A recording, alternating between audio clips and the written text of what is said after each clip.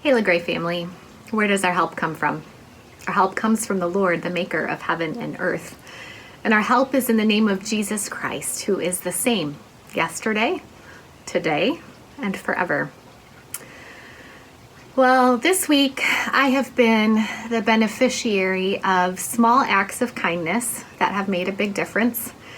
This is sounds like a small thing, but it's been a little bit of a busy week at our house, and I dashed out the door this morning without a phone charger for my phone, and battery was nearly dead at the end of the day. I still had things to do and kids to pick up from school, and my colleague at work had an extra phone cord, and no big deal. Here's a phone cord to get you what you need for the rest of the day.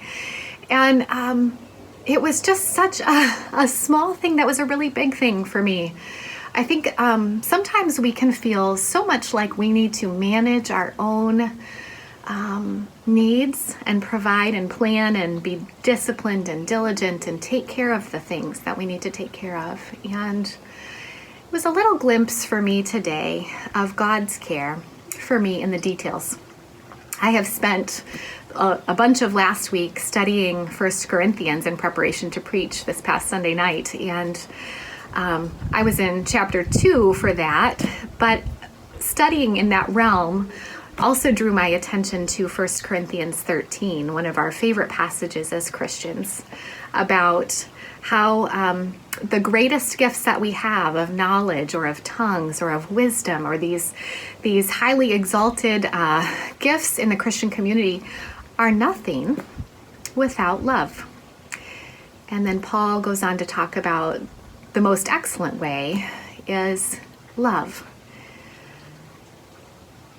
And that made me think about one of my favorite books from college, the Brothers Karamazov, which is a novel by a Russian novelist named Fyodor Dostoevsky. And there's a parishioner that comes to a priest in the beginning chapters of this book.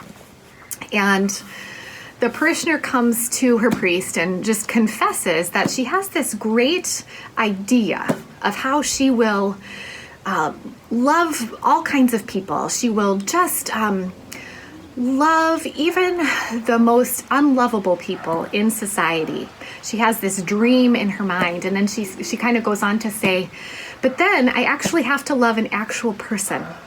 And the person sitting next to me blows their nose too loud, or they cough incessantly, or all of these little things about actually being near another human being, intending to love them, finding that to be difficult to actually love another person well.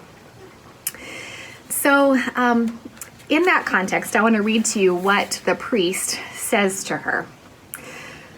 Never be frightened at your own faint-heartedness in attaining love, and do not even be very frightened by your own bad acts. I'm sorry I can't say anything more comforting, for active love is a harsh and fearful thing compared with love in dreams. Love in dreams thirsts for immediate action, quickly performed, and with everyone watching. Indeed, it will even go so far as the giving of one's own life, provided that it does not take long, but is soon over.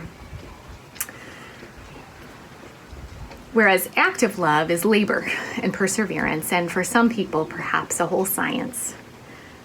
But I predict that even in the very moment when you see with horror that despite all your efforts, you not only have not come nearer to your goal, but seem to have gotten farther from it, at that very moment, you will suddenly reach your goal and will perceive the wonder-working power of the Lord, who all the while has been loving you and all the while has been mysteriously guiding you.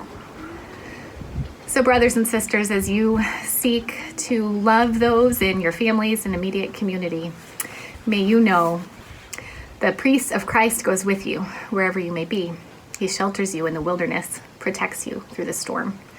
He fills you with thanksgiving at the wonders that he shows you, and he will bring us all home rejoicing, face to face again once more.